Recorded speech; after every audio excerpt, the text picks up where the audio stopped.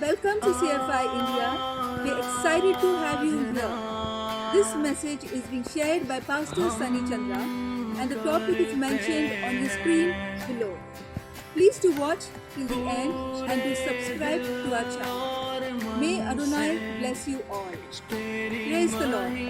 आज का जो सब्जेक्ट है वो है द फीस्ट ऑफ हानुका। ये फीस्ट ऑफ हानुका हम लोग के कैलेंडर से और जिससे हम लोग मेंटेन करते हैं, इट ऑलवेज जूइश कैलेंडर से it is always on the 25th day of Kislev, जो मंथ ऑफ किशव। और जो उसको हम लोग सेट करते हैं ग्रेगोरियन कैलेंडर से, जिसको हम लोग चलते हैं, it will start on the 14th of this month. दिसंबर के 14 तारीख से स्टार्ट होएगा एंड इट विल एंड 22 तारीख को। तो ये इतने दिन का है। नाउ हानुका का दूसरा नाम है चानुका, तीसरा नाम है फीस्ट ऑफ डेडिकेशन, और जो उसका पेट नेम है, it is the festival of lights. Now इसका पहले हम लोग गोएंगे, इसके जाएंगे इसके बैकग्राउंड की, कि इसकी बैकग्राउंड क्या है। बिफोर आई गो अहेड, हम स्विच करेंगे नए करार और पुराने करार के बीच में, क्योंकि इसके पहले जब कभी हम लोग ने लिया है, हम लोग ने पुराने करार को what we call the old testament, but we all be going into the book of Daniel and Leviticus and Exodus, ये सब बुक्स को कवर करेंगे, ये छोटी छोटी हिस्से, मगर इस्टेब्लिश करेंगे कि एक बहुत एक स्ट्रिंग है। स्ट्रिंग क्या बोलते हैं? रस्सी। It's a chain that joint from there to there. तो we will be coming all that area, मगर इसका बैकग्राउंड ये है कि 333 बीसी, प्रभु यीशु मसीह के नाम आने के पहले का ये हिस्ट्री स्टार्ट होता है, जिस समय सीरिया का राज्य इज़राइल के ऊपर था। तो सीरिया से गवर्न होता था ये सब। और उस समय 333 एडी में अलेक्जेंडर द ग्रेट, जिसका नाम आप लोगों ने सुना होगा, बच्चों ने भी स्कूल में पढ़ा होगा, हम तो बचपन में स्कूल में पढ़ते थे, कि सिकंदर। हाँ, बीस है सर। अब माफ करिएगा, somebody just corrected me कि मैंने बोला 333 AD, not AD, before Christ. प्रभु यीशु मसीह के आने के 333 साल पहले अलेक्जेंडर, जो हिंदी में है सिकंदर, ने जो उस चारों तरफ के ग्रीक जो देश है, व्हाट इज ग्रीक इन हिंदी है, यूनानी। यूनानी के चारों तरफ के हर जगह को कॉन्कर कर रहा था, और उसने बहुत बड़ा नाम कमाया। और उस समय उसने इज़राइल पर भी हमला किया। बहुत आराम से उन लोगों ने इज़राइल को कवर किया, जेरूसलम को कवर किया, और उन्होंने बहुत सारी चीज़ें की, जिनमें से यहीं से पूरी इज़राइल में और यहूदियों के बीच में रिबेलियन स्टार्ट हुआ। ना अपने मैप में आप देख लीजिए कि जो सेल्यूसिड अंपायर लिखा है, वो ग्रीस, वही ग्रीक है, ग्रीक देश, यूनानी देश, चारों तरफ को कवर किया। अब इज़राइल को देखिए, छोटा सा जहां पर एरो है ना, बट वहीं पर वो इज़राइल उस समय था, आज भी वैसे ही उतनी बड़ा है। तो उस समय तो ज्यादातर काम था सब था जेरूसलम में। तो उस समय अलेक्जेंडर जो, आई एम सॉरी मैं अलेक्जेंडर बोलूंगा तो आप समझ लेना, I am saying Sikandar. Alexander जब आए तो उन्होंने भी बहुत सारे चीज को कोशिश किया, मगर क्योंकि वो प्रॉमिस लैंड का बहुत इज्जत करते थे, उन्होंने ज़्यादा दबाया नहीं, और एक आध चीज़ बोल के वो बोले ठीक है, बस मेरे नाम से बच्चों को रखना। तो लोगों ने अग्री किया कि तो तुम मंदिर के अंदर गड़बड़ मत करना, एंड हम अपने पहल फर्स्ट बॉर्न बॉय जिस फैमिली में है इसराइल में, उसका नाम हम लोग सिकंदर अलेक्जेंडर रखेंगे। उस पर चले गए, मगर उसके लगभग 160 165 साल बाद जब सिकंदर मर गया था, उसके बाद एक और रूलर आया उधर से ही, फ्रॉम ग्रीस, और जिसका नाम था, अगर किसी को याद है बताइए, it will be very nice to see if anybody just remembers. तो ना हम लोग ने इतने बार इस स्टडी को लिया है। Antiochus Epiphanes. Antiochus, तो this must have come from Bombay, yes. Antiochus, and उसने इतनी सारी बुराई की, एंटियोकस इफेनीज। इफेनीज उसका टाइटल ही था, एकदम बहुत ही कड़क था।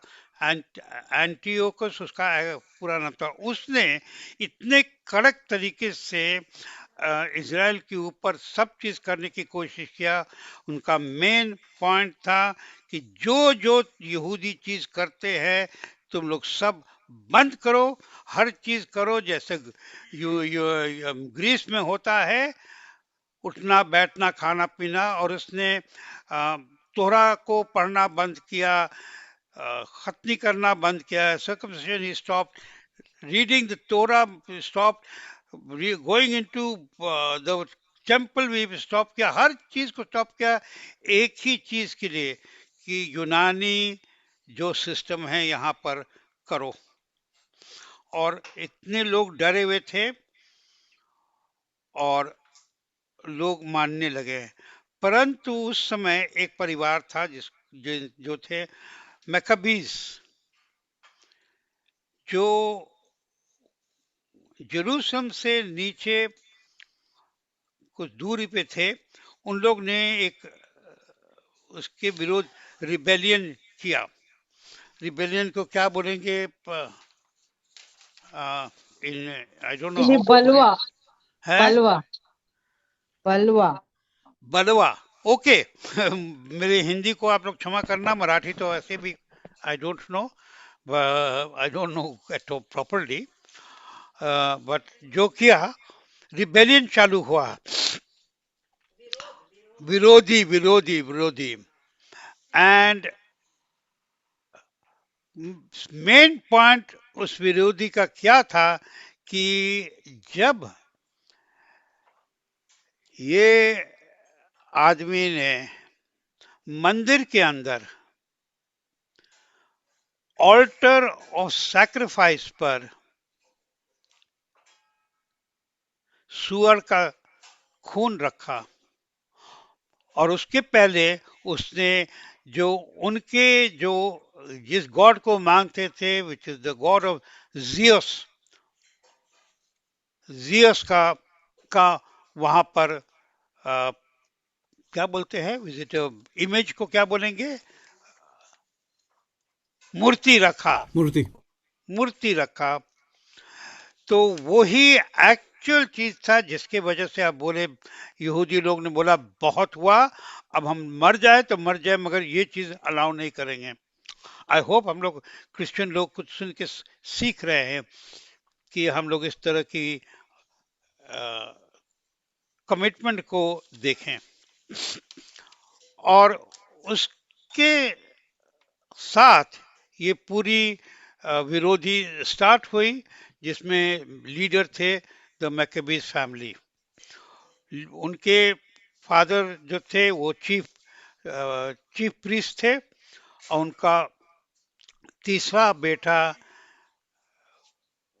वाज द मेन पर्सन जिसको उन लोग ने नाम दिया द हैमर। और ये सब छोटी छोटी बातें मैं इसलिए बोल रहा हूँ कि बाद में इसको हम लोग जोड़ देंगे। उसका नाम था, एक्चुअल नाम था Judas, Judas not Iscariot, but Judas Maccabees. अब इतनी बात बोलने के बाद ना आई वांट टू ब्रिंग अपने सामने दो तीन बातें जो कि हम लोग ने पिछले सब स्टडी में एक्चुअली नहीं लिया था।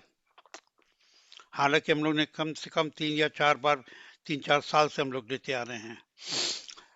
जो यहाँ पर हुआ हम लोग उसको नए करार से में देखेंगे, मेनली उसको कनेक्शन देने के लिए। तो अगर जब हम लोग मत्ती की अंजील खोलते हैं, निकालिए मत, कुछ टाइम नहीं है, मत्ती की अंजील जब खोलते हैं तो हम लोग देखते हैं मत्ती की अंजील 24 अध्याय शायद 15 वचन में है, I think it is the way we talk about the, जो एक वर्ड यूज है, एनीबडी रिमेम्बर, सिंस हम लोग बहुत अच्छे लोग ज्वाइन किए हुए हैं, दी बोलिए, the abomination of desolation, abomination of desolation, ये बात प्रभु यीशु मसीह ने जिक्र की। और मैं खुद मानता हूं कि it is only about 20 years ago, 25 years, 20 years ago शायद, मैक्सिमम 25 years ago, जब हम इस बात को समझें कि यह है क्या। हम लोग बचपन में, हम लोग की एक वीकनेस है, कमजोरी है, बाइबल के कोई हिस्सा को नहीं समझते हैं तो जंप ओवर इट, आगे पढ़ो, समझने की कोशिश नहीं करें। मगर बाइबल का एक एक dot has come by inspiration, और इसको most Christians have no understanding, habit of skip it over.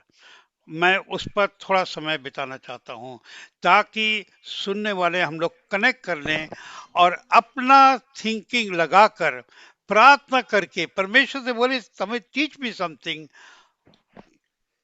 Teaching ले लीजिए, समझ ले लीजिए परमेश्वर से और दूसरों को बताएं। तो ये इसकी जिक्र यीशु मसीह करते हैं। मगर अगर इसको हम लोग देखें, इसका कनेक्शन दानियल की किताब से जाता है। मैं वापस आऊंगा मत्ती की अंजील, दानियल की किताब। और जो लोग बाइबल लेके बैठे, जरूरत नहीं है क्योंकि हम लोग के इसमें आ जाएगा, मगर दानियल की किताब में इसकी जिक्र है और वो है दानियल 8 अध्याय। नाउ हम लोग को समय नहीं होगा टू गो इनटू डिटेल्स, मगर दानियल 8 अध्याय actually, even we go read from the very first verse, मगर 4 verses 4 onward, पर उसके बाद खासकर 15 वचन से लेके 22, 23, 24 वचन तक इसकी पूरी भविष्यवाणी है। मैं रिपीट कर रहा हूं, जो इज़राइल में हुआ, जिसकी हम लोग बात कर रहे हैं, किस तरह से सिकंदर आया और बाद में उसके जो फॉलो किए, उसके 150 साल, 160 साल बाद, इसकी सब भविष्यवाणी यहाँ पर दी हुई है। जब यहाँ पर 2-3 बातें खास लिखा हुआ है, और वो है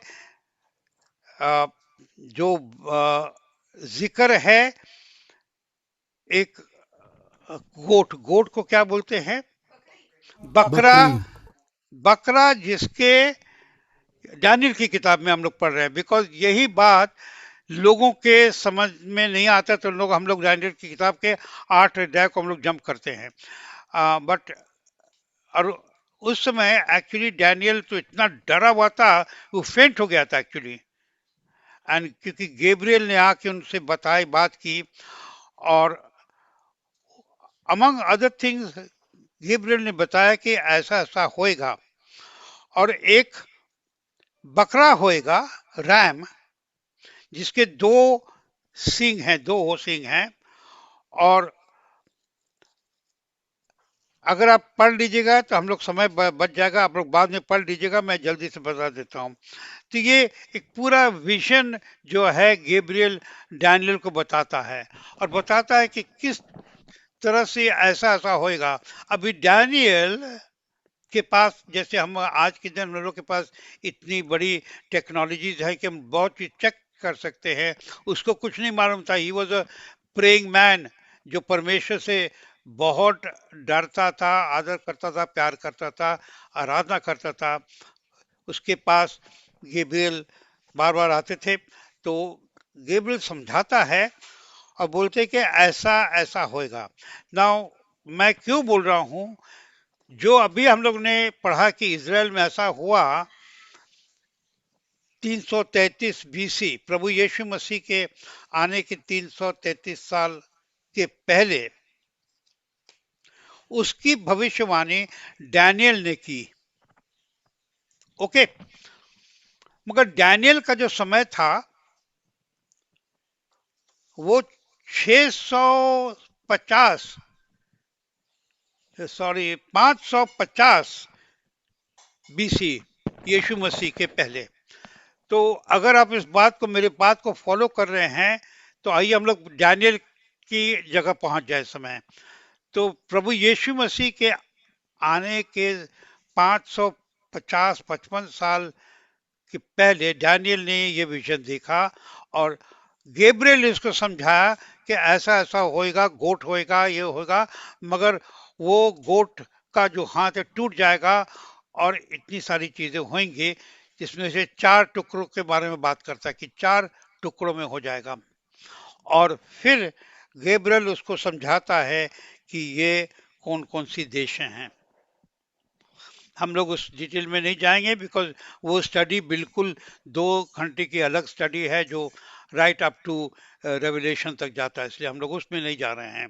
अब लोग इस चीज में देख रहे हैं कि जो इजराइल में हुआ, जो हानुका फीस्ट से हम लोग कनेक्ट कर रहे हैं, उसके लगभग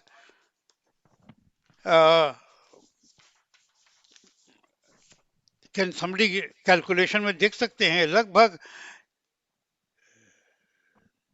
400 साल के आसपास, 400 पहले। Am I correct in the calculation? Approximately 440 years के भविष्यवाणी डैनियल को मिली। Am I going too fast? मैं थोड़ा आपको, आप लोग फॉलो कर रहे हैं कि थोड़ा आपको लग रहा है कि मैं क्लियर नहीं बोल रहा हूँ? Please No, please you're tell me, clear. फिर हम You're clear, Pastor. You're doing well. नहीं तो हम एक्सपैंड कर देंगे, टाइम निकल जाओ। Okay, let me put again. Daniel की किताब से जो हम लोग पढ़ते हैं, डैनियल को गैब्रियल ने एक विजन दिखाया जो एक भविष्यवाणी थी आने वाले दिन को। ओके, और उसको बताया कि ये देश है, ऐसा ऐसा होएगा। डैनियल देखते बाद में फेंट हो गया, ही वाज सो शॉक्ड। हमारा भी फेंट हो जाते थे अगर ऐसा हुआ होता हम लोग के साथ में। ऐसे भी डैनियल बहुत ही गॉड लविंग आदमी था, बहुत लविंग गॉड लविंग सर्वेंट था। जब अब आइए हम लोग वापस आए इजराइल में, क्या हुआ 333 बीसी में, जब अलेक्जेंडर के बाद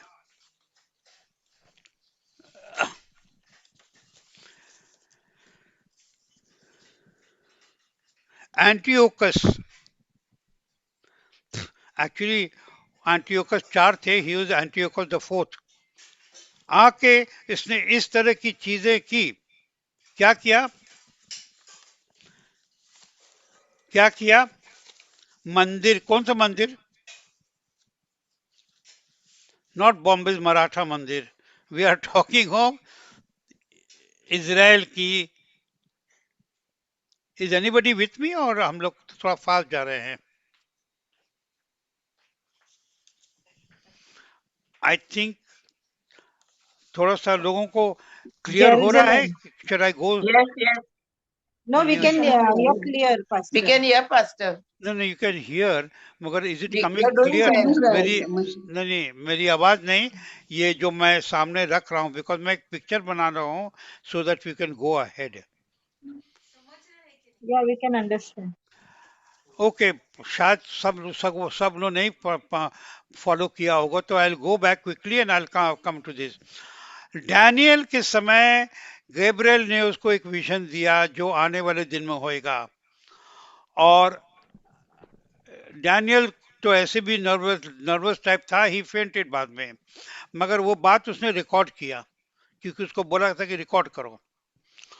और उसके लगभग 400 साल के बाद, 440 साल के बाद, not even so much, may be 200, यही बात जो उसने देखा ये इजराइल में हुआ ना। कैसे हुआ? वहां कोई गोट नहीं आया, कोई बकरा नहीं आया, परंतु ये लोग आए।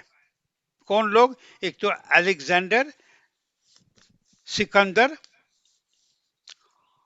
और तो ये बकरे से क्या मतलब है? तो गेब्रियल ने जो डैनियल को बताया बकरा, वो बकरा भविष्यवाणी में देख रहे हैं, वो था अलेक्जेंडर। और वो बकरा खत्म हो जाता है, अलेक्जेंडर भी खत्म हो जाते हैं, मगर अलेक्जेंडर के बाद उसका जो फॉलोअर था किंग एंटियोकस, उसने ये सब बातें की। और जो मैंने समझाया, मंदिर के अंदर में वो what is the image called, मूर्ति रखा, और वो भी किसका? जियस। नाउ जियस जो था ग्रीस में खासकर 10 गॉड्स की उन लोग वो करते थे। उनमें से नंबर 1 टॉप गॉड था, जैसे हम लोग के देश में भी अलग अलग, हम लोग भी कभी कभी सुनते रहते दूसरों से। तो नंबर 1 गॉड था वो जियस। और जियस की अगर आप हिस्ट्री पढ़ेंगे तो आपको यू विल फील सिक। तो उसका जब मंदिर में रखा और सुअर का वो खून रखा, और सब उनको तोहरा पढ़ना बंद किया, सर्कमसिशन बंद किया, शबात को बंद किया, लोगों ने बोला इनफ एंड इनफ। और उस समय ये परिवार जो मैकबीज थे वो खड़े हुए और उन्होंने युद्ध किया छोटे से जगह पे। और सीरिया जो इतने दोषों को सीरिया नहीं, ग्रीस जो इतने दोषों को कवर कर रहा था, वहां पर हार गए, उनको छोड़ना पड़ा। तो ये एक क्विक इतिहास है ताकि हम लोग आगे बढ़े। अब यहीं से प्रॉब्लम स्टार्ट होती है, यहीं से फीस्ट भी स्टार्ट होता है, यहीं से अच्छी चीज भी स्टार्ट होती है। जब ये चले गए तो अब इजराइल के लोग, और उसमें खासकर मैकबीज के जो परिवार थे, बिकॉज मैकबीज के जो फादर थे he was the chief priest, हालांकि वो ही डाइड इन बिटवीन। तो उन्होंने एक डिसीजन लिया कि अब हम लोग का मंदिर वापस मिल गया हमें, और हमको मंदिर में जाके अपना फिर से जो आपको जिस शब्दों में यूज करना है, पूजा पाठ बोलो या हम लोग की डेडिकेशन, हम लोग की वर्शिप बोलो, we will start it all over again. परंतु हमें इस मंदिर को शुद्ध करना है। अगर हम लोग वापस जाएंगे, अगर देखेंगे कि जैसे एक्सोडस की किताब में जब मोशे के मंदिर को बनाया गया, उसके बाद जब सब चीज अपनी जगह पे था, उसके बाद जैसे देखते हैं एक्सोडस चैप्टर 40, तब द टेम्पल वॉज डेडिकेटेड। मैं रिपीट कर रहा हूं इंग्लिश में, टेम्पल बनने के बाद मोशे का टेम्पल टैबरनेकल ऑफ मोसेस जब कंप्लीट हुआ, सब चीज अपनी जगह में एग्जैक्टली वैसा था जब जो परमेश्वर ने बोला, उसके बाद वहां पर टेम्पल की डेडिकेशन हुई, और उसके बाद उनकी परमेश्वर आके उनसे मिलते थे वहां। तो इस सच्चाई को आज भी इज़राइल ने छोड़ा नहीं है। आज भी जो रूल्स रेगुलेशंस गाइडेंस ब्लेसिंग्स हैं, उसी हिसाब से इज़राइल चलता है। जब ये गंदगी आई तो वही डिसीजन हुआ कि अब हम लोग इसका डेडिकेशन करेंगे, एंड इसलिए उसके तैयारी में उन्होंने स्टार्ट किया। और ये स्टार्ट कब हुआ, ये एक पॉइंट टू रिमेम्बर। नंबर 1 कि जिस दिन ये गंदगी हुई मंदिर के अंदर, जब जियस का मूर्ति वहां रखा गया, उसके एग्जैक्टली 3 साल बाद स्टार्ट हुआ कि हम लोग मंदिर का डेडिकेशन करेंगे। और वो दिन था 25th day of Keshav, Keshav के महीने का 25वां दिन।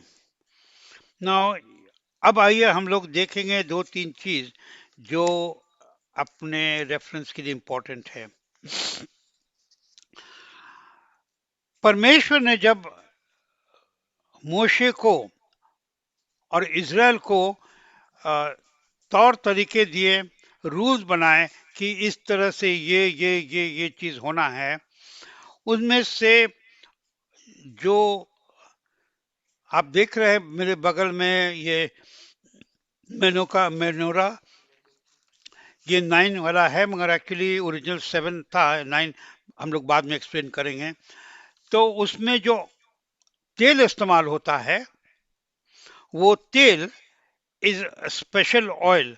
और इस समय हम लोग जल्दी से इसको देख लें कि एक्सोडस की किताब में एक्सोडस 27 और 20 अगर निकालते तो ठीक है, नहीं तो लिखा उसमें परमेश्वर ने एक पहला हुक्म दिया कि ये जो बत्ती है जो मेनोरा में था, ये कंटिन्यूअसली लगातार जलते रहना है, इसको ऑफ नहीं होना है। हम लोग अपने जीवन से बहुत चीज सीख सकते हैं। हमारे अंदर अगर बत्ती ऑन ऑफ करेंगे तो चीजें। दूसरा चीज, उसका जो तेल बनता है, देखिए मैं पढ़ने के लिए समय नहीं निकला, otherwise we will lose lot of time. आप जल्दी से देख लीजिए, नोट कर लीजिए, बाद में पढ़ लीजिएगा। इसका जो तेल था कोई ऑर्डिनरी तेल नहीं था, ये बहुत चुना हुआ तेल था, जो कि हम लोग देखते हैं लेविटिकस की किताब में 24 अध्याय 2 और 3 वचन। ऑलिव का हिंदी क्या है? जैतून का तेल को इस्तेमाल करके और उसको बनाया जाता है। मगर इसको हम लोग देखेंगे लेविटिकस की किताब 24 अध्याय 2 और 3 वचन। इसको अगर देख लेंगे तो मैं आपको एक बात दिखाऊंगा जो बाद में हमारे बीच में टीचर्स हैं, आप लोग बता सकते हैं। अच्छा, अगर इसको पढ़ दीजिए। इसलिए ने इस्राएलियों को यह आज्ञा दे कि मेरे पास उजियाला देने के लिए कूट के निकाला हुआ जलपाई का निर्मल तेल। जलपाई is what is it?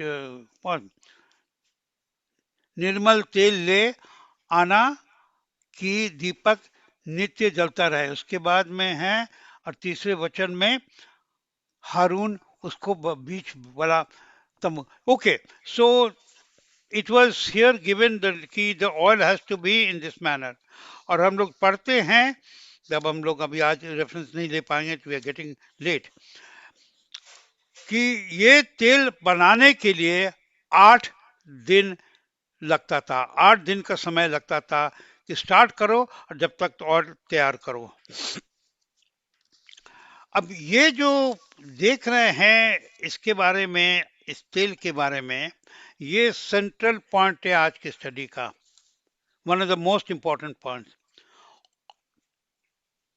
For the oil to be prepared. सिर्फ वहां के लिए नहीं, परंतु जो बाइबल स्कॉलर्स हैं और हम जिसमें हमसे मैं भी हूं, कि ये तो एक भविष्यवाणी था जो 1200 साल के बाद पूरा होने वाला था। मैं कभी इसका समय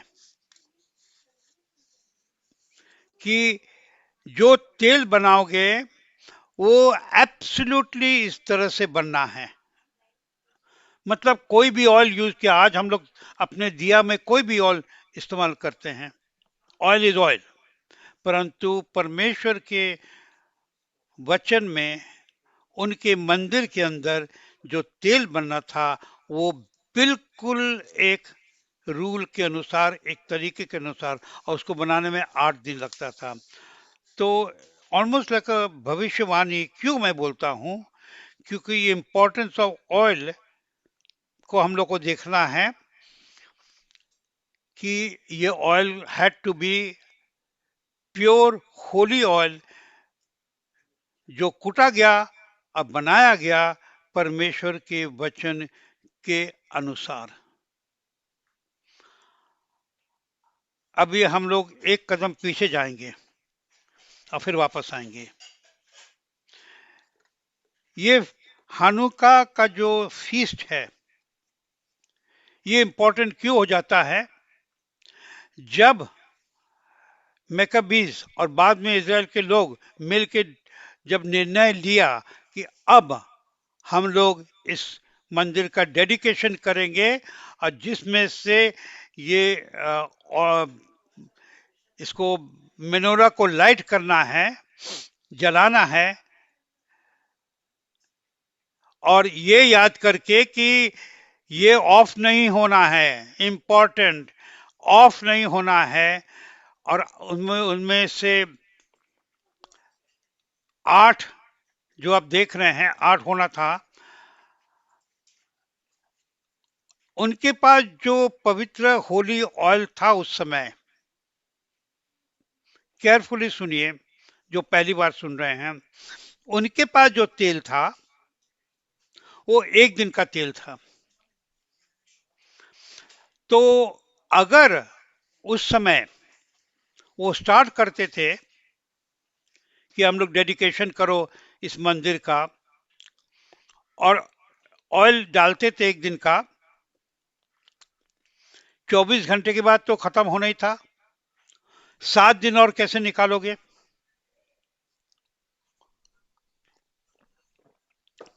मैंने इसके बारे में सोचा अपने लिए। मेरे पास ऐसा चुनौती होता था, चैलेंज होता था, व्हाट वुड आई डू?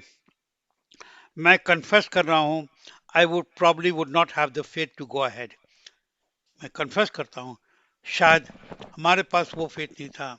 मगर मैकबीज और इजराइल ने उस समय डिसीजन लिया कि इन लोगों को हम लोग ने हराया है, सीरिया को भी हरा दिया है, इतने बड़े स्ट्रॉन्ग आर्मी को खत्म किया है, हम लोग ने अपने दम पे नहीं किया है, परमेश्वर हमारे साथ थार हैं। हम लोग जो इसको ऑयल को चलाएंगे और स्टार्ट करेंगे और इस मंदिर का डेडिकेशन करेंगे जिस तरह से परमेश्वर ने मोशे को बताया कि सत्य करो। उन्होंने डिसाइड किया हम लोग करेंगे और ये 8 दिन तो जाना है, क्योंकि ईच कैंडल 1 डे। देखते हैं जो होएगा, ऑफ होएगा तो ऑफ हो जाएगा।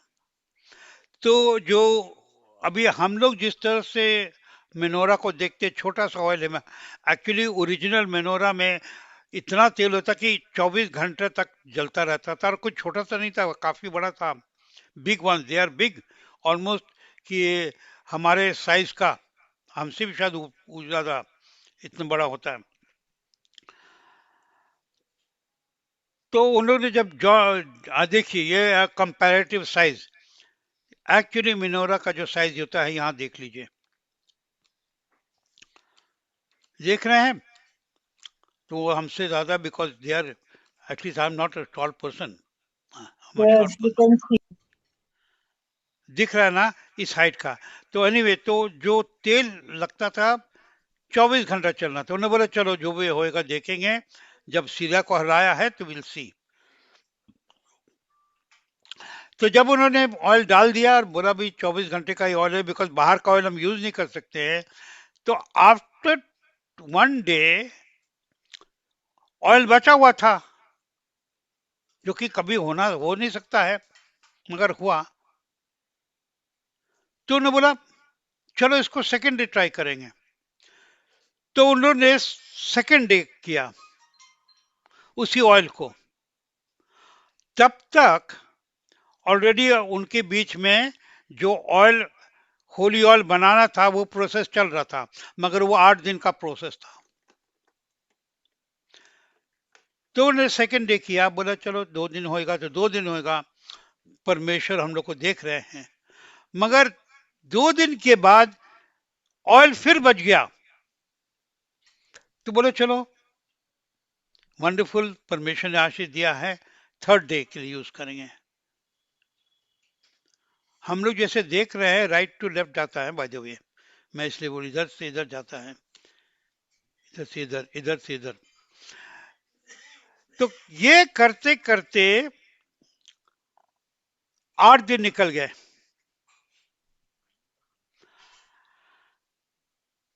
और लोग शॉक्ड हो गए, मगर इस विश्वास के पीछे एक इंसान था, शायद नंबर 1, और वो था जूडस मैकाबी।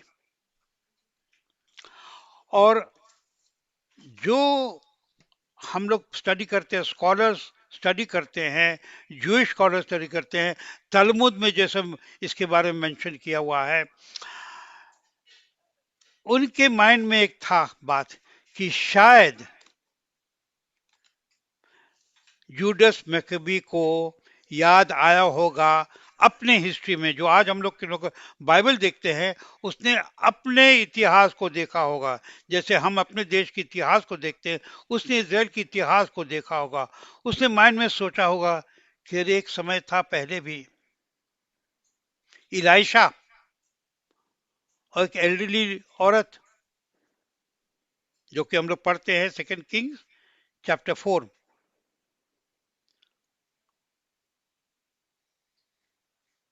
1 से 7 वचन तक। आप लोग को याद है क्या हुआ उस समय? Elisha, the old woman, the cruse of oil, कोई बताएंगे? चलिए, come on, this is not right, please tell me somebody, क्या हुआ? जब तक अकाल समाप्त नहीं हुआ तब तक तेल खत्म नहीं हुआ। Sister, thank you sister grace, Gujarat के लोग लिटिल मोर अवेक।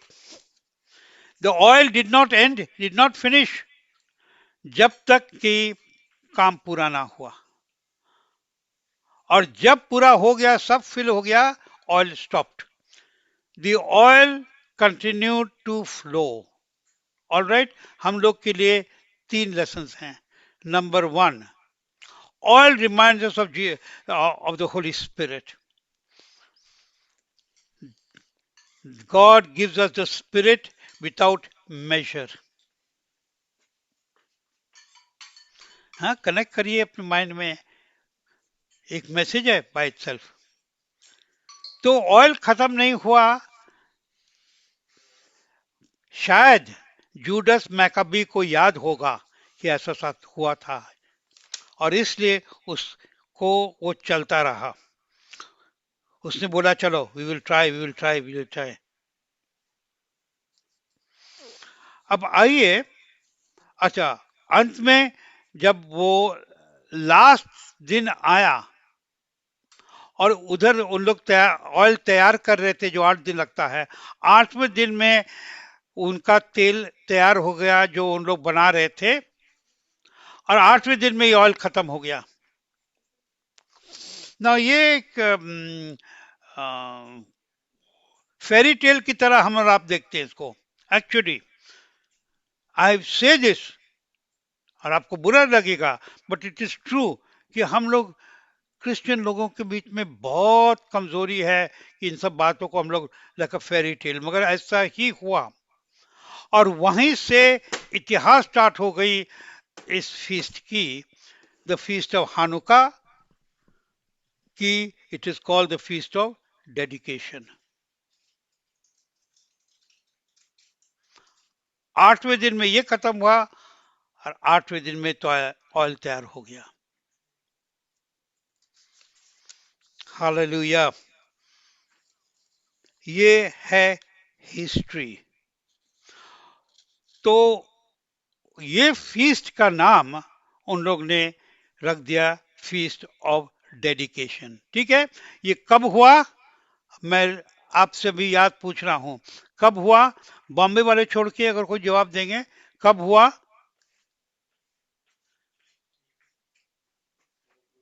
कभी हुआ ये? 333 बीसी, उसके आगे पीछे, तो उसके 3 साल बाद, 330 बीसी। Feast of dedication.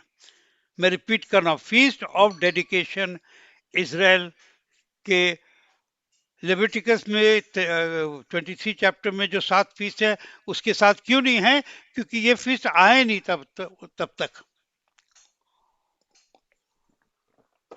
क्या फीस्ट उस लेवल का है?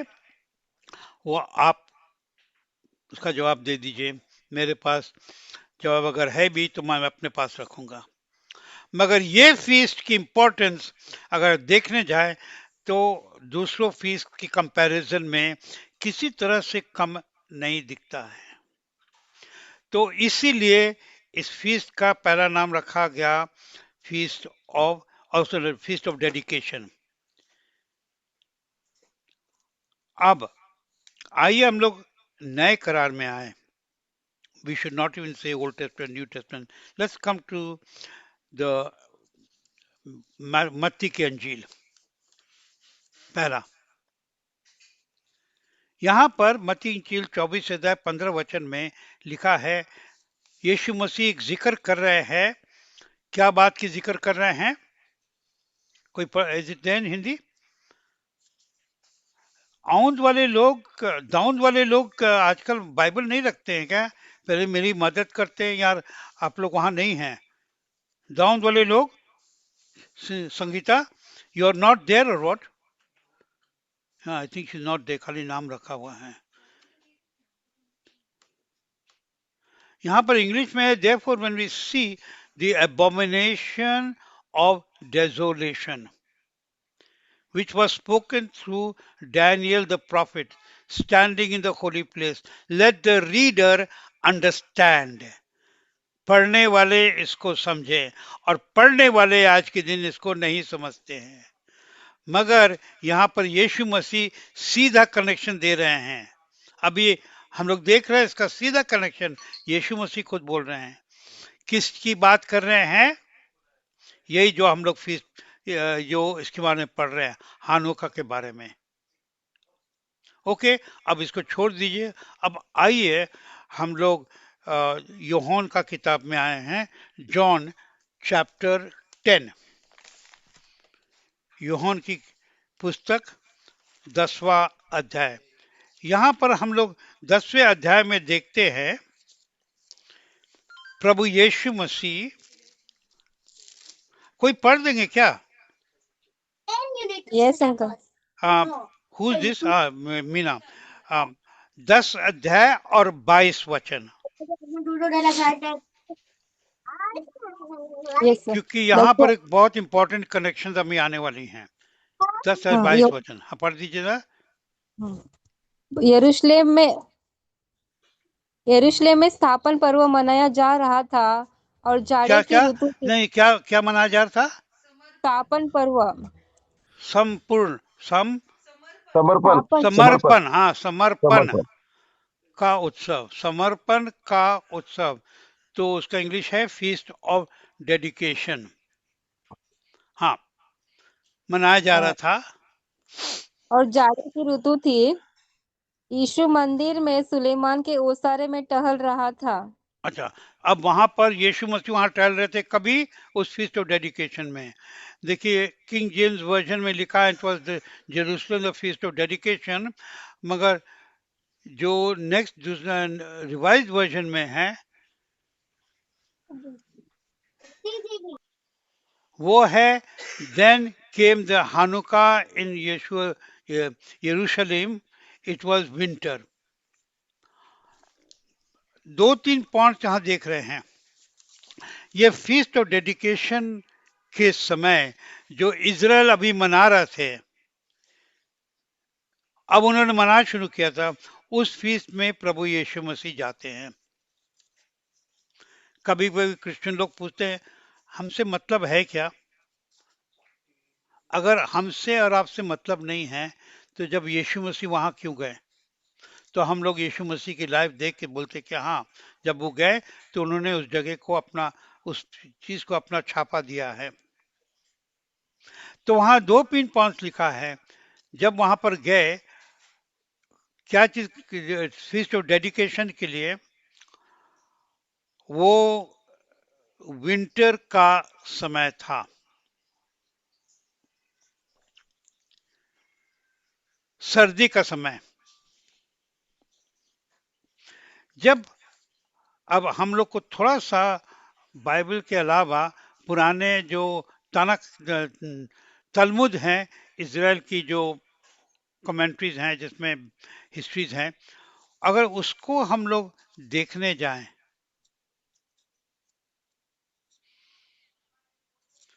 तो उससे इम्पोर्टेंट बात ये निकल रहा है कि ये फीस्ट ऑफ डेडिकेशन था, वही हानुका, वहां पर प्रभु यीशु मसीह कहे, परंतु इसका समय क्या था? Winter, winter feast. जब हम लोग इज़राइल के 7 पर्वों को देखते हैं, 5वां कौन सा पर्व है बताइए? बहुत बार किया है। 5वां पर्व कौन सा है? बोलिए ना, कोई गलती करेंगे तो माइनस पॉइंट नहीं है, हैं? ट्रम्पेट ट्रम्पेट का ट्रम्पेट, हाँ, शावोत तुतारी, शावोत तुतारी। शावोत 6ठा कौन सा है? No no no no Shavuot trumpet it is trumpet. Atonement पश्च- नहीं नहीं, पश्चाताप का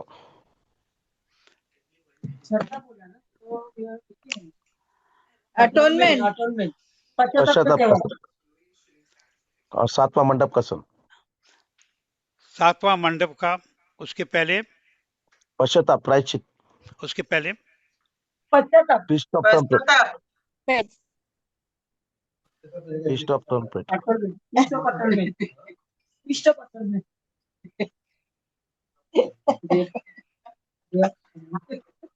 ऑफ एटोनमेंट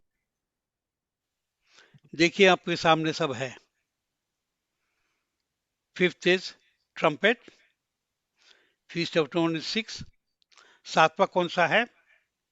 मंडप का सन मंडप का, टैबरनेकल्स। तो जब हम लोग अपने कैलेंडर से देखते हैं, 7वां वाला फीस्ट ऑफ टैबरनेकल्स, वो क्या है? सुकोत।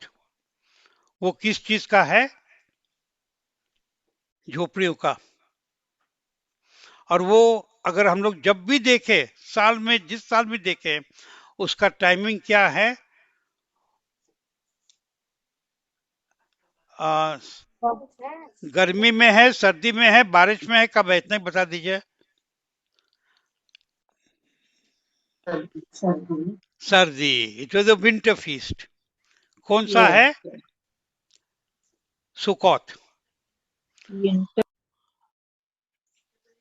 एम आई राइट? और जो फीस्ट, ओके, और ये जो फीस्ट है, अब केयरफुली सुनिए, ये जो लास्ट फीस्ट है, मंडप, मंडप क्या बोलते हैं? मंडप, मंडपाचा सन ओके। हाँ, आप झोपड़ी लोग का वहां पर्व। उधर सुने, कितने दिन का है? 7 दिन का हम्म। और 7 दिन जो इन लोग मना रहे थे, 7 into 8 जाता है, ठीक है, बट जनरली 7-8 days का है, बिकॉज 8 days फॉर सबात एडजस्टमेंट और आउटसाइड इसराइल करके, बट 7 days को लेके चलिए, 7 to 8 days लेके चलिए, बट एक दिन का नहीं है, इट इज अ 7। और ये जो हानुका का जो कैंडल जला रहे थे, 1 for every day, 7, तो 8, it goes into the 8th day, but 7, that's why it says 7 into 8, 7 जाता है 8 इंटू। अगर हम लोग दोनों को स्टडी करें तो ऐसा लगता है कि सुकौत के समय ही ये हानुका का फीस्ट आया, उसके आसपास winter, winter, it was a winter feast. अब क्योंकि हम लोग के पास ब्लैक एंड व्हाइट में एग्जैक्ट डेट्स मालूम नहीं पड़ रहा है, और हम लोग के पास ना उनके पास कंप्यूटर्स थे। हम लोग आज के दिन कंप्यूटर से अलग कर सकते हैं ये एग्जैक्टली, मगर उस समय लगभग लेके चलते थे अप्रोक्सीमेटली, एक्सेप्ट जो परमेश्वर के जो फीस है ये भी हम लोग अप्रोक्सीमेटली देखते हैं। तो अपने को क्या समझ में आ रहा है कि ये सुकोत के आसपास था, क्योंकि नंबर ऑफ डेज यहाँ, नंबर ऑफ कैंडल वहां जलाना, उससे नंबर टैली हो रहा था। तो इन सब के बीच में प्रभु यीशु मसीह वहां पर क्यों गए?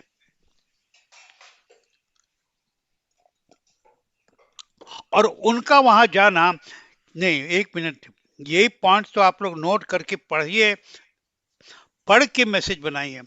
उनका वहां जाना इस तरह से क्यों मेंशन्ड है बाइबल में? क्योंकि परमेश्वर जो चीज करते हैं, एक मैं हमेशा बार बोलता, God always has a plan. परमेश्वर के पास हमेशा योजना है, और वो योजना नंबर 1 है the kingdom of God here on earth. उसको लेकर हर चीज है। आपकी मेरी जीवन उसको ही लेकर है, कलीसिया की जीवन उसको लेकर है, जितने परमेश्वर ने तोरा में दिए हैं उसी को लेकर है। हर चीज का परमेश्वर का प्लान, और ये भी उसी प्लान में दिखता है। और अगर इस चीज को देखें कि इस फीस्ट ऑफ डेडिकेशन में प्रभु यीशु मसीह का वहां जाना बहुत नोटिसेबल पॉइंट है। वहां पर क्यों गए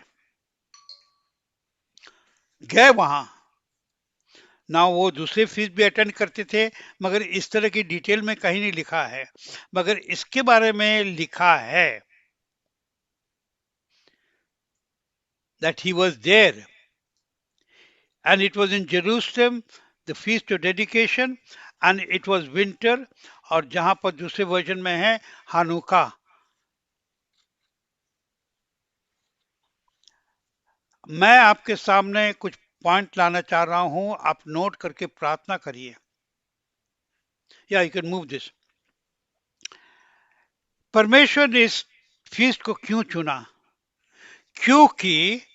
क्योंकि अब उनके जाने का समय हो रहा था, कंप्लीट हो रहा था। अब वो क्लाइमैक्स में आ गए थे। लोग सवाल पूछ रहे थे उनके जीवन में। उन्होंने बहुत सारे चीज बोले। यूहन्ना के इंजील पढ़ेंगे तो 6 अध्याय में बहुत सारे आर्ग्यूमेंट्स हुए उनको विद द फैरिसीज, और ये लोग के कंटिन्यूसली आर्ग्यूमेंट्स होता था। अब 10वें अध्याय में, यूहन्ना के इंजील के 10वें अध्याय में ये सवाल फिर फैरिसीज पूछते हैं। अब पूछते हैं कि तुम बताओ ना, अगर तुम मसीहा ही हो और कहते हो तो क्लियरली बताओ। ये हम लोग 10वें अध्याय के 22 वचन से लेकर 22 से लेकर अब अपना अगर पढ़ेंगे 30 तक, 22 से 30 तक, तो ये पूरा कॉन्वर्सेशन आता है। अगर आप केयरफुली सुने, आपके माइंड में कुछ आएगा जो हम लोग समझा पाएंगे और मैसेज दे पाएंगे, क्योंकि हम लोग उन दिनों में हैं जब ये मैसेजेस को हम लोग को डेवलप करके लोगों को बताने के हम लोग यहाँ खड़े हैं। अब यहाँ पर लोग पूछ रहे हैं, और वहां पर हम लोग देते हैं कि यीशु मसीह ने बोला 29 वचन में और 30 वचन में कि मैं और पिता एक हूं। मैं और पिता एक हैं। I and my father are one. English में बोलेंगे that in this feast Yeshua declared his deity. English में है, हिंदी में कोई हमारे ट्रांसलेट कर देंगे करेक्ट वर्ड्स में तो बहुत अच्छा होएगा। मैं और पिता एक हुए, वो तो हमारे हिंदी में है। My sentence, he declared his deity during this feast. यीशु मसीह ने इस पर्व के समय में अपना देवतापन प्रकट किया। अपना देवतापन। उससे अच्छा कोई शब्द है क्या डीएटी का? है तो ठीक है। ओके, उन्होंने अपनी I think है it's Daivik, no? deity, Daivik. deity, Yeah. deity means his being God. हैं? इधर आके बोलो ना प्लीज। देवता, somebody is saying देवता। मैं आपको सामने रख रहा हूं कि इस फीस्ट में, और कहीं पहले उन्होंने इस बात को क्लियर नहीं किया, परंतु इस फीस्ट ऑफ डेडिकेशन में उन्होंने डिक्लेयर किया कि मैं और पिता एक हूं। Is that wrong translation? हाँ, मैं मेरा पिता एक हूं। अब अगर हम लोग यहाँ तक पहुंच चुके हैं तो अब हम लोग 2-3 बातें देखेंगे और उसके बाद मैं अंत करूंगा, और उसके बाद अंत करने के पहले हम उसका एक थोड़ा सा एंड करेंगे, एंड लास्ट में पास्टर निकी को हम बोलेंगे कि जो ये फीस्ट को कैसे होता है और ये कैंडल्स कैसे जलाया जाता है, उस पर हम लोग जाएंगे। अब आइए हम लोग उत्पत्ति की किताब में जाएंगे, जेनेसिस चैप्टर 1। ऑलराइट, ना जाने के पहले मैं वहां पर जाने के पहले मैं आपसे 2 सवाल पूछ रहा हूं। गलत जवाब देंगे तो कोई माइनस पॉइंट नहीं है, हम लोग को कोई पेनल्टी नहीं लगेगा। करेक्ट देंगे तो कोई प्लस पॉइंट नहीं है, कोई रिवॉर्ड नहीं मिलेगा, अच्छा लगेगा मुझे। तो पहला चीज, फीस्ट ऑफ हानुका डेडिकेशन में, फीस्ट ऑफ डेडिकेशन उन्होंने इसका नाम दिया, फीस्ट ऑफ डेडिकेशन रखा, ने कौन सी सबसे बड़ी पॉइंट क्या है? सबसे बड़ी पॉइंट है कि तेल खत्म नहीं हुआ। तेल खत्म है, उजाला। अच्छा, जल्द, मगर उस तेल को क्या कर रहे थे? उसको उन लोग लाइट कर रहे थे, जला रहे थे, इग्नाइट कर रहे थे। ऑल राइट, तो सेंट्रल पॉइंट क्या है? इंपॉर्टेंस वॉज द ऑयल और importance was the is the light. Let me see what reply I get. हम लोग हैं light, light, light. Not the oil. बोले क्यों? देखिए, प्रभु यीशु ने कहा कि जो मैं जगत का उजाला हूँ। तो प्रभु अच्छा, यीशु वो हम लोग बाद अपने में आप को आएंगे ना, मैंने मेरे सवाल का हम लोग जवाब देंगे तो अच्छा हो जाएगा, ताकि हम लोग एक लाइन से बिल्ड करें। बहुत सारे लोग नोट्स बना रहे हैं ताकि उनकी बाद में इसका मैसेज दे पाएंगे। तो पहला चीज मैं आपसे पूछा कि पहला मोस्ट इंपॉर्टेंट पॉइंट क्या है, ऑयल या लाइट? तो इंपॉर्टेंट पॉइंट लाइट इसलिए बोल रहे हैं क्योंकि हम लोग ने बाइबल के वर्सेस को देखे, बट एक लॉजिकली देखने जाएं तो बहुत मुश्किल लगता है कि हम ऑयल बोलेंगे कि लाइट बोलेंगे। और नो डाउट ऑयल बहुत ही सेंट्रल पॉइंट था, मगर मोस्ट इंपॉर्टेंट पॉइंट था लाइट, क्योंकि उस ऑयल के द्वारा लाइट को जलाया गया। All right, okay. जब हम लोग उत्पत्ति की किताब में आते हैं, पहला अध्याय, तो 3रे वचन में पढ़ते हैं। कोई बोल देंगे बेकार खोले हुए, विदाउट ओपनिंग, कोई बोल दीजिए, कोई भी लैंग्वेज में। परमेश्वर ने उजाला किया ना, let there be light, let there be light, sons of Zadok. અજવાળું થાવ અને અજવાળું થયું। ओ उस परमेश्वर ने गुजराती, कहा उजियाला हाँ। हो तो उजियाला हो गया। हिंदी में बोलेंगे, नेशनल लैंग्वेज बहुत अच्छा। परमेश्वर ने बोला उजियाला उजियाला हो। हो, और हम लोग जानते हैं कि इस पर बहुत, that itself is a big thing. तो लेट देयर बी लाइट बोलने वाले कौन थे? उन्होंने अपने अंदर से बोला, बिकॉज गॉड इज लाइट। हम लोग देखते हैं 1 John chapter 1 verse 3, I think 3 verse 3, God is light. तो उन्होंने अपने अंदर से बोला लेट देयर बी लाइट। अगर हम लोग ज्यादा थियोलॉजी में थोड़ा पढ़ने चाहते हैं अगर, तो जल्दी से आप नोट कर लीजिए। ये प्रीचिंग का ऐसे सब्जेक्ट नहीं, बट स्टडी का सब्जेक्ट अच्छा है। अगर हिब्रू के ट्रांसलेशन ओरिजिनल में जाएंगे तो ये 25वां शब्द है तोरा का. This is the 25th word of the Torah. Light.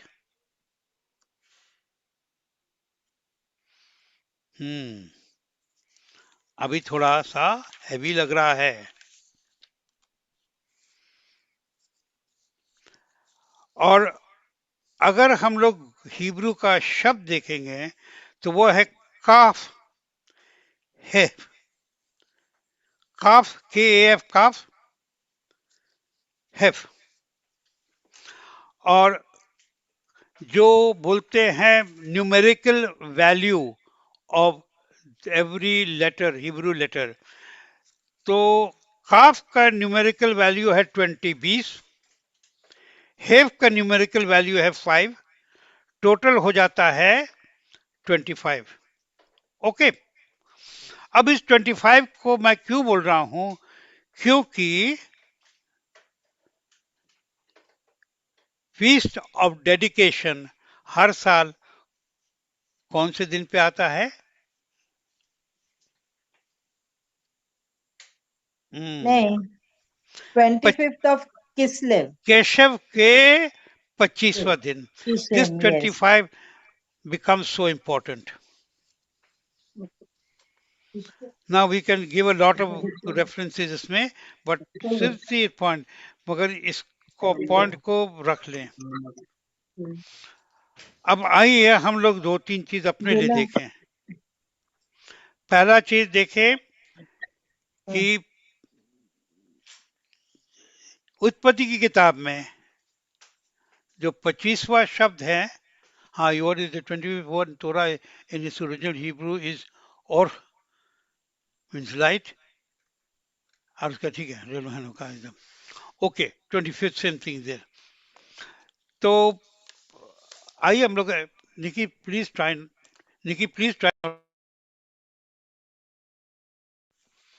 Alright. Now अभी किसी ने हम लोग को सजेस्ट किया वेरी करेक्टली. पहला हम लोग देखते हैं परमेश्वर जो हुक्म देते हैं लेट देयर बी लाइट, अपनी उपस्थिति को, actually God introduced himself to the world. आप बोलेंगे पास्टर चंद्रा ये तो बाइबल में ऐसा नहीं लिखा है. नहीं नहीं, हम लोग पढ़ सकते हैं. We can understand. This is my understanding. God introduced himself to the world as light. परमेश्वर ने अपना परिचय सृष्टि को या संसार को या धरती को या मनुष्य जाति को दिया. क्या? I am light. That is how God introduced. अब उनके बेटे ने क्या किया? यूहान की अंजील, now I am think more of us must be knowing it very well.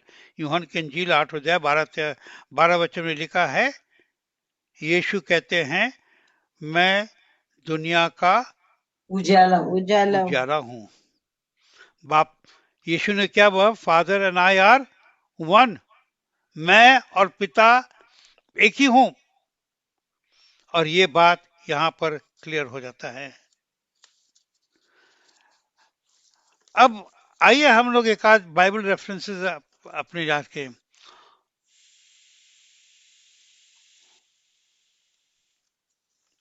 एक तो ये यूहान की इंजील पहला अध्याय 12 वचन.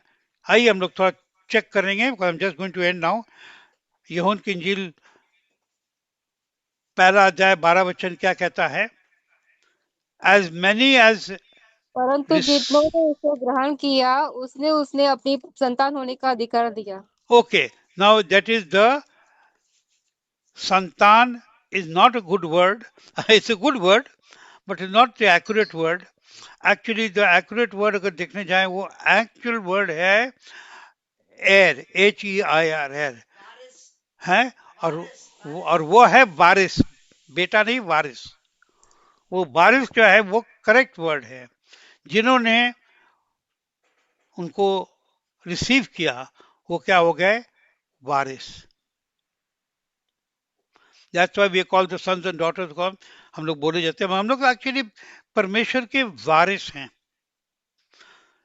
तो जब हम लोग पिता को देखते हैं, उन्होंने अपना परिचय किया, आई एम लाइट।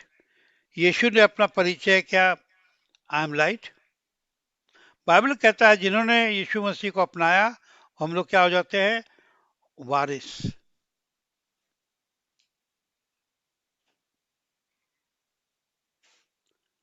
इसमें कोई एक्चुअल बात हम लोग समझ पा रहे हैं?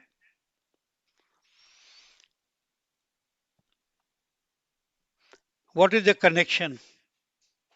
कनेक्शन आती है मत्ती के अंजील में, जब 5वें अध्याय में और शायद 17 वचन है, यीशु कहते हैं तू इस दुनिया का, कोई बताएंगे? I think it is 5:17 Matthew. We are the light of the world. Is it 5:17? Am I correct? 5:14 No, 5:14, 14 वचन। तू इस दुनिया का, बोलिए ना। नूर नूर हाँ, हु इज दिस? नूर समझे? हिंदी में और क्या शब्द है? उजाला। उजियाला। हम क्योंकि हम नॉर्थ इंडिया से आते हैं, तो हम लोग कोई कोई शब्द ऐसे यूज करते हैं जो उर्दू से भी कनेक्टेड हैं। And I like this word नूर। तो जब हम देखते हैं कि पिता ने अपना परिचय किया, लाइट। यीशु ने अपना परिचय दिया, लाइट। यीशु ने कहा मैं और पिता एक हूँ। हम लोगों को वारिस बनाया। हमको कभी कभी लगता है जब हम इस वर्ड को पढ़ते हैं कि तू इस दुनिया का, 14 वचन, नूर है, ऐसा लगता है हम लोग बच्चों से बोलते हैं, बच्चा प्यार से बोलते हैं, हमको ये शब्द ऐसा लगता है, तू इस दुनिया का नूर है। बहुत अच्छा होएगा हम लोग जितने लोग बैठे हैं, हम लोग अपना अपनी और अपना हाथ ऐसा रख के बोले कि मैं इस दुनिया का नूर हो पिता के वजह से, यीशु मसीह के द्वारा, bye the power of the holy spirit. अब हम लोग एक पॉइंट को लेके आए, और ये थोड़ी सी बोलते हैं कंट्रोवर्शियल पॉइंट है, मगर एक्चुअली कंट्रोवर्शियल नहीं है। अगर हम लोग देखें कि ये जो फीस्ट है, हानुका का feast, it is connected to, very close to Sukkot, और उसी कैलकुलेशन में 8 दिन का डेडिकेशन लिया,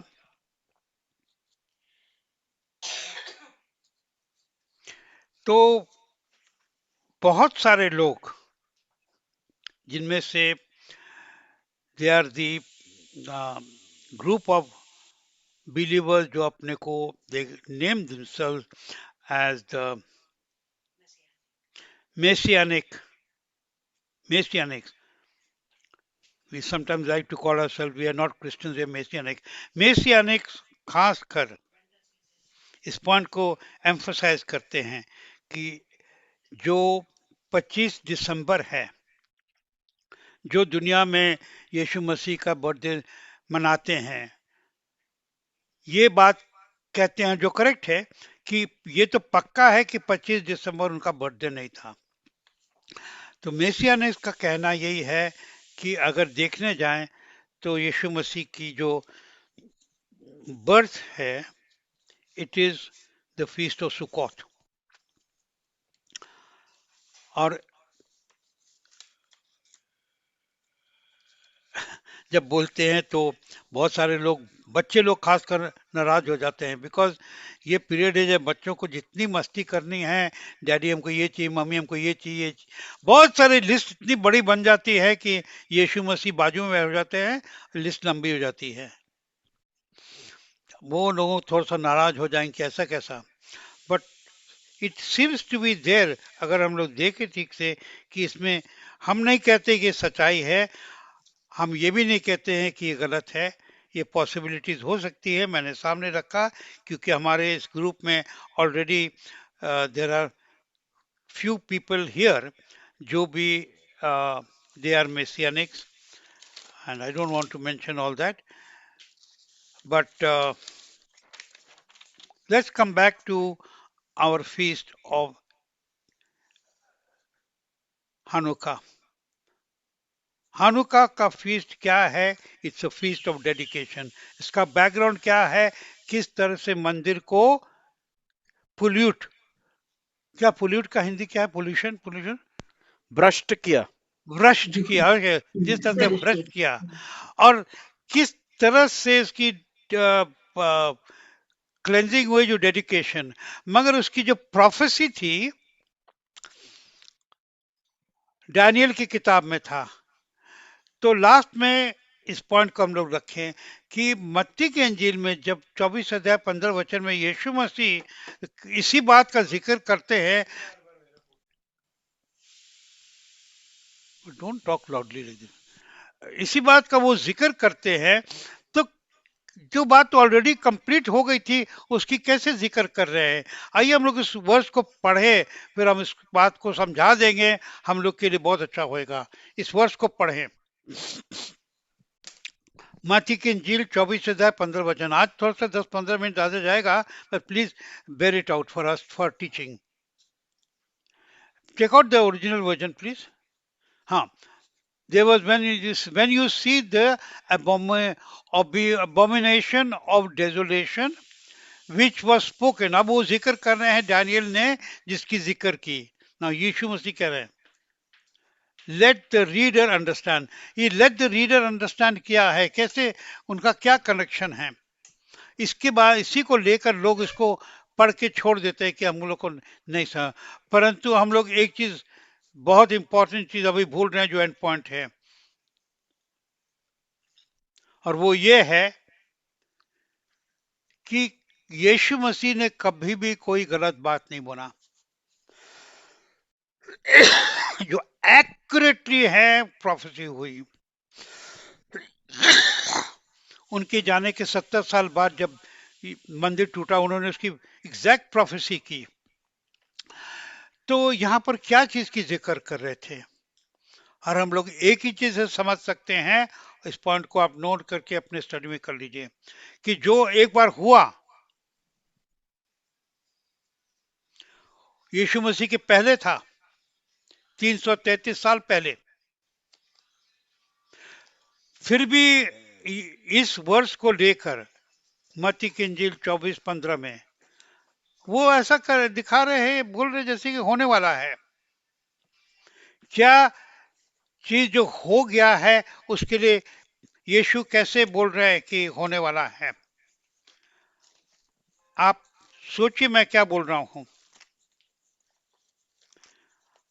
मैं यहां पर उनसे भी पूछ रहा हूं जो लोग हमारे बीच में बैठे हैं और टीचर्स हैं, पास्टर्स हैं, क्योंकि हम लोग इस वर्ष को छोड़ के आगे बढ़ते हैं. मैं भी मिनिस्ट्री में हूं और हमें भी इसकी समझ नहीं थी, और मैं स्वीकार करता हूं कि जब हमारे सामने ये बात आया तो हमने ये सोचा कि मेरे समझ की बाहर है, समथिंग इज रॉन्ग समवेयर. क्योंकि ऐसा क्या है, हमेशा हमसे बल्कि पूछा भैया कि पास्टर साहब या अंकल या ब्रदर ये क्या है, मैं इसका जवाब नहीं दे पाता था कि एग्जैक्टली क्या है. घुमा फिरा के जवाब देते थे जिसका कोई उस जवाब में करेक्टनेस नहीं था. मैं अभी आपके सामने रख रहा हूं ताकि हम लोग के स्टडी के लिए क्लियर हो जाए.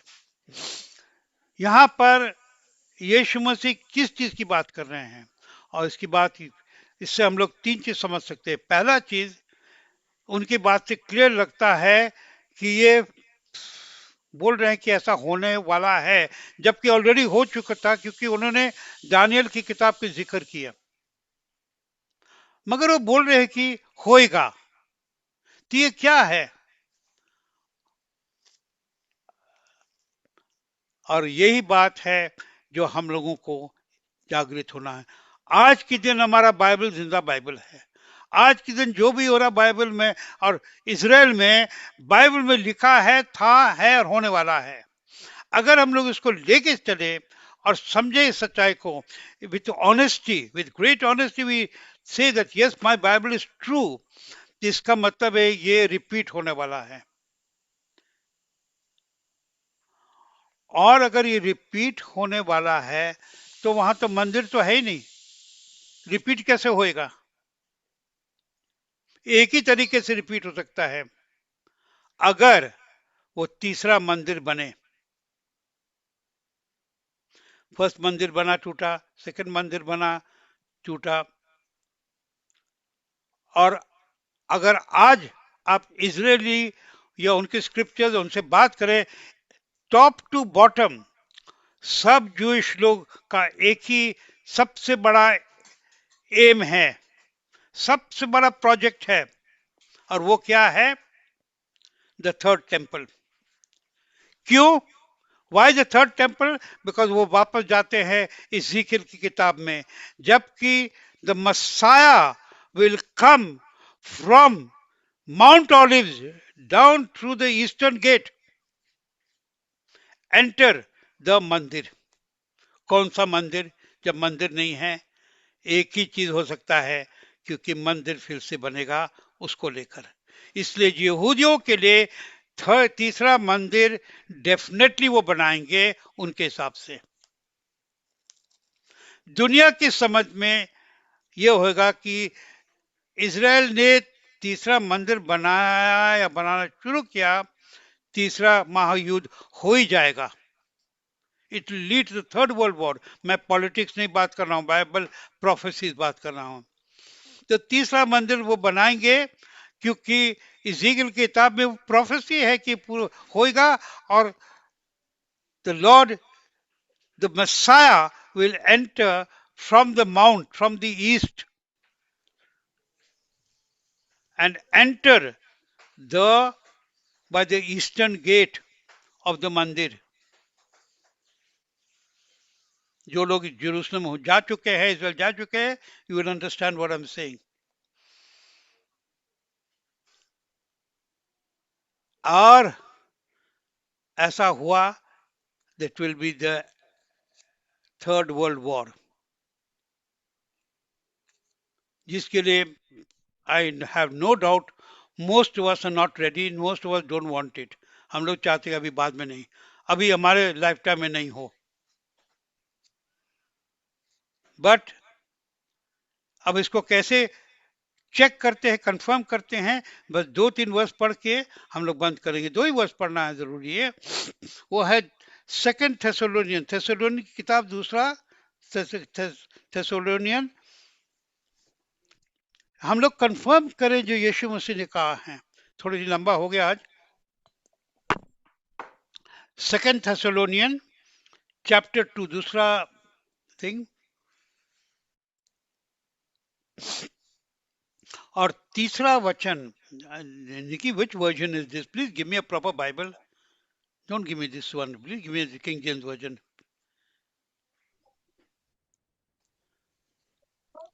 तो इसमें लिखा है, let no man deceive you by any means, for that day shall not come except there come a falling away first of that man of sin, and he is revealed the son of perdition। यहां पर इसको connection आ जाता है जो प्रभु यीशु मसीह ने कहा, और 8 और 9 वचन अगर पढ़ेंगे तो उसमें वही बात लिखा हुआ है। उसको the wicked is revealed, and 9 वचन में उसका नाम सेटन दिया है क्लियरली। तो ये क्या है? प्रोफेसीज है जो कि शैतान को खुला हो जाएगा। अगर हम लोग उत्पत्ति नहीं, रेवलेशन है, what is Hindi of revelation?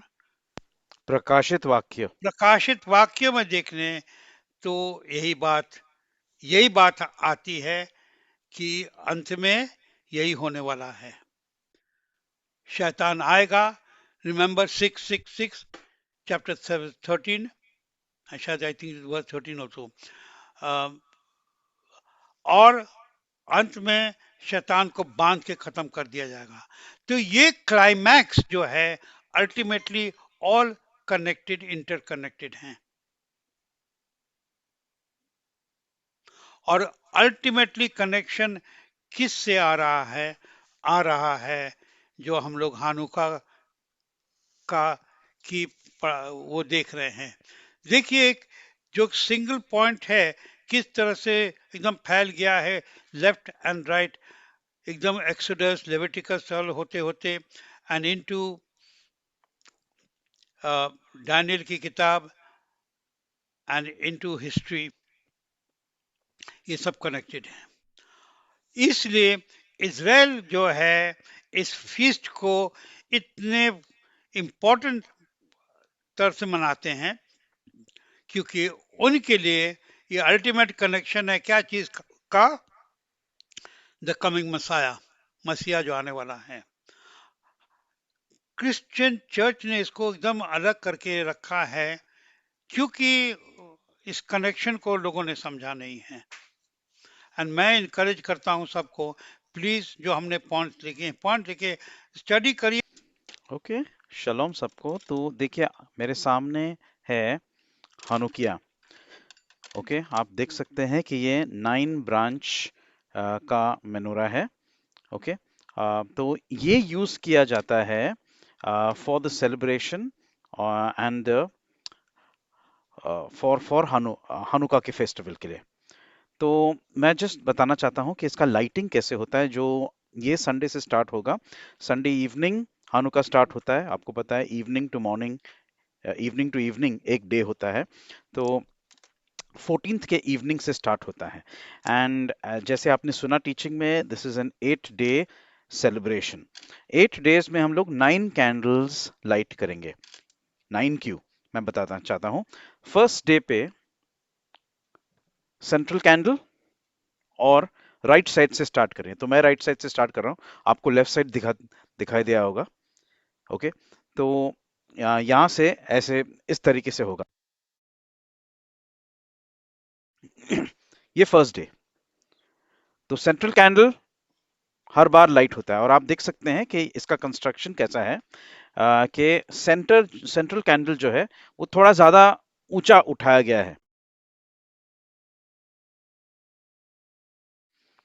So first day central candle and right side, आपके मेनोरा के राइट साइड का फर्स्ट कैंडल। तो फर्स्ट डे पे 2 कैंडल्स।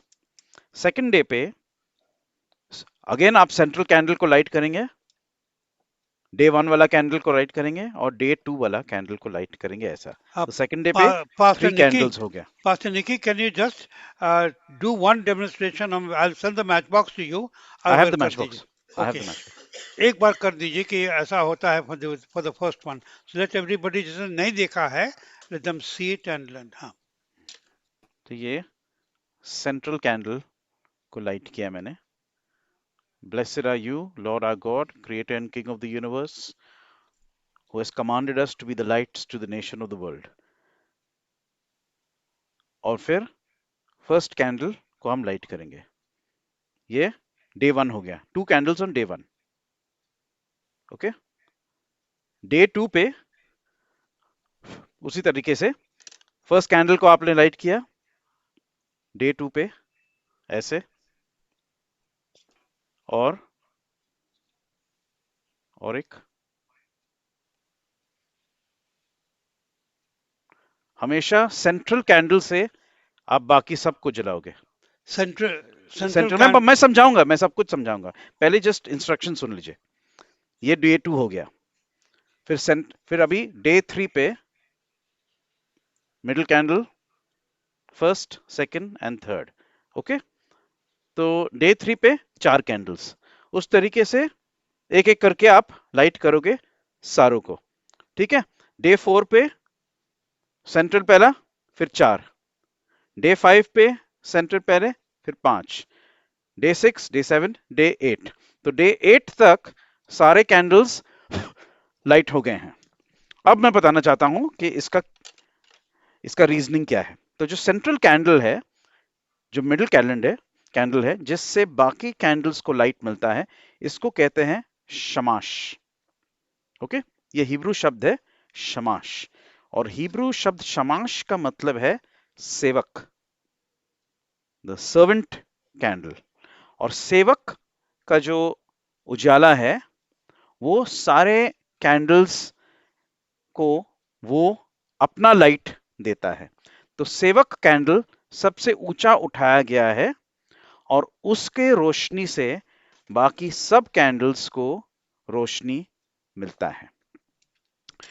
और ये आप समझ सकते हैं कि आइजाया नबी की किताब में लिखा गया है एक भविष्यवाणी के तौर से कि मेरा सेवक, परमेश्वर कहते हैं आइजाया के द्वारा, मेरा सेवक सारे जगत को उजाला देगा। He will be a light to the Gentiles, the glory of Israel। तो जो सेवक है, जो शमाश है, हम लोग कह सकते हैं उसका इंटरप्रिटेशन एक तौर से हम लोग कह सकते हैं कि ये प्रभु यीशुआ मसीहा को दर्शित कर रहा है। It is representing the Lord. और उनके उजाले से, जैसे हमने सुना टीचिंग में, प्रभु ने हमें क्या कहा, प्यार से कहा, तू जगत का उजाला या नूर है।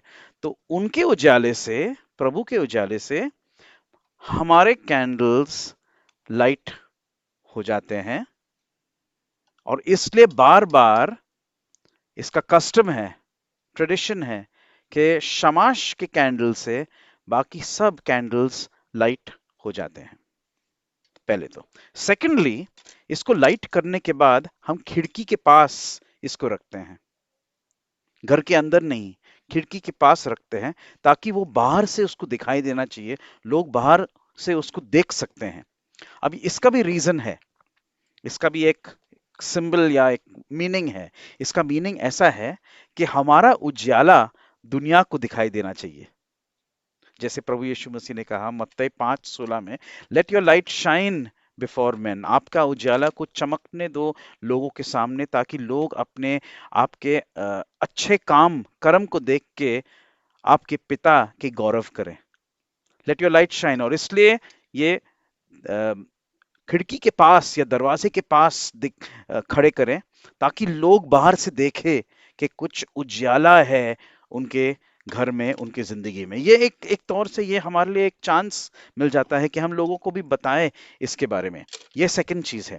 थर्ड चीज है कि ये नंबर क्यों, क्योंकि आपको पता है कि ओरिजिनल मेनोरा 7 कैंडल्स का है, लेकिन हानुका का जो हानुकिया है, इसको कहते हैं हनुकिया, ये 9 है। क्यों? पहले तो मिडल वाला है शमाश, सेवक वाला कैंडल, जो हम लोग कह रहे हैं कि it is representing the Lord Yeshua, Jesus Christ को रिप्रेजेंट कर रहा है, जो परमेश्वर का सेवक है। He is the servant, ultimate servant of God, जो दुनिया में आए एक सेवक के तौर से वो आए। ही केम टू सर्व पीपल। उनका उजाला बाकी सबको। अब 7 क्यों और 9 क्यों? ओके, ओरिजिनल मेनोरा में 7 थे, हनुकिया में 9 है। क्योंकि जैसे आपने सुना कि तेल 8 दिन लगता था तेल बनाने के लिए, और एक दिन का तेल एक्चुअली 8 दिन लास्ट हुआ। तो एक रीजन उन लोग ने उस समय से हनुकिया बनाया, और हनुका के समय में हनुकिया को जलाया जाता है, क्योंकि याद कर रहे हैं कि परमेश्वर का चमत्कार, the miracle of God is remembered, क्योंकि उस समय में परमेश्वर ने एक दिन के तेल के साथ इसको जलाया 8 दिन के लिए। तो 8 कैंडल्स हैं, और 9वां क्यों है? वो है सेवक कैंडल। वो एक इंटरप्रिटेशन है और वो एक रीजन है। दूसरा और एक रीजनिंग ये है कि 7 जो मेनोरा है, 7 कैंडल्स, वो इजराइल को दर्शाता है।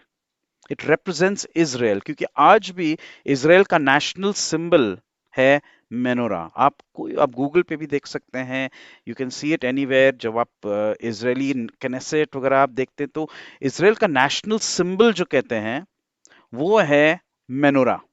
ओके, तो वो 7 कैंडल्स का है। 8वां क्या है?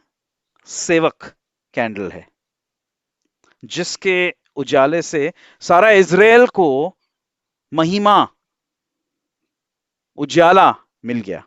और 9वां है अन्य जाति के लोग, द जेंटाइल, जिनको इनवाइट किया गया है कि आओ इजराइल के साथ जुड़ जाओ और इजराइल के परमेश्वर की आराधना करो।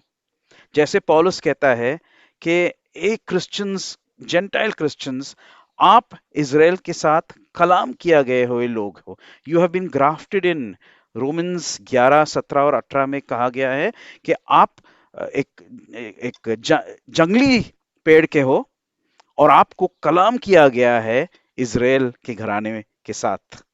9वां कैंडल ये रिप्रेजेंट करता है कि 7 इजराइल का, एक मसीहा का, और 9वां जेंटाइल क्रिश्चियन जो जुड़ गया है इजराइल के साथ और इजराइल के परमेश्वर अब्राहम, इसहाक और याकूब के परमेश्वर की आराधना कर रहे सारे लोग साथ में, जो पौलुस कहता है इफिशियंस 2:15 में है कि अन्य जाति और यहूदी जुड़ गए हैं, एक नया इंसान बन गए हैं प्रभु यीशुआ मसीहा में, one new man in Christ.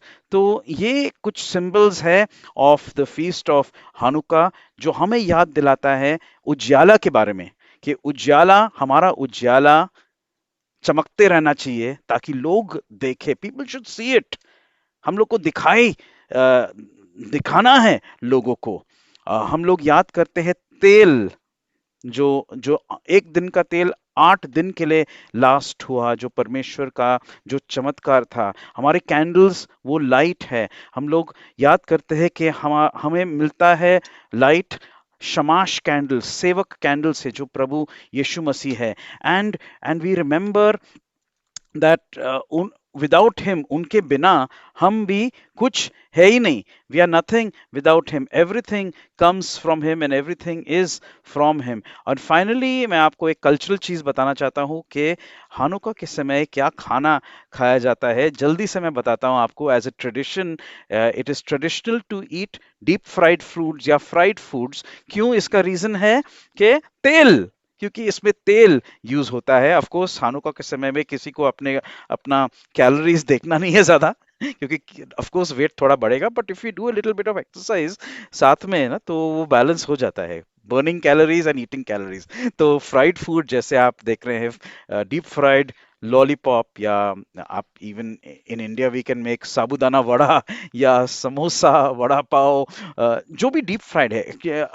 Lot of European countries में और इजराइल में भी डोनट्स, जो आप ऊपर लेफ्ट साइड पे देख रहे हो, डोनट्स बहुत खाया जाता है इस समय में। Basically fried, deep fried food, ये कोई बिब्लिकल चीज नहीं है, but it is cultural, but एक तौर से हमें याद दिलाता है ऑयल के बारे में। Okay, so I hope this was clear and हम लोग ने अंडरस्टैंड किया कैंडल्स के बारे में, लाइट के बारे में, शमाश के बारे में, और ऑयल के बारे में, और ट्रेडिशनल खाना क्या था। और लास्ट चीज मैं बताना चाहता हूं कि हम लोग देखते हैं कि पहले दिन से on the first day only 2 candles, तो 2 ही बत्ती जल रहे हैं। सेकेंड डे पे 3 कैंडल्स, थर्ड डे पे 4 कैंडल्स, और 8वें दिन तक 9 कैंडल्स। तो क्या हो रहा है, लाइट का जो इंटेंसिटी है वो बढ़ रहा है एक एक दिन। और परमेश्वर एक तौर से हमें क्या बता रहे हैं कि हमारे जिंदगी का इंटेंसिटी का जो उजाले का इंटेंसिटी, वो कम नहीं होना चाहिए, लेकिन रोज बढ़ना चाहिए। और जो हम लोग देखते हैं कुरिन्थियंस की किताब में कि पौलुस कहता है कि day by day we are growing in the image of God by the power of the holy spirit, कि रोज जो उजाला हमारी जिंदगी में है वो बढ़ना चाहिए।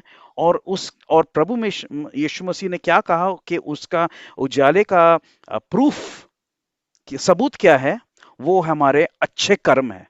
Our good works proves our light in our lives. So thank you to everyone. सुनने के लिए Shabbat Shalom. Shalom and thank you for watching this video. If you were blessed, then please click on like and please do subscribe to our channel. And if you would like to watch a few more of our teachings, then you may please click on these links over here, over here, over here, over here. And please do contact us. We would love to hear from you. You can contact us on the numbers that are mentioned on your screen. Thank you and shalom, and may God bless you.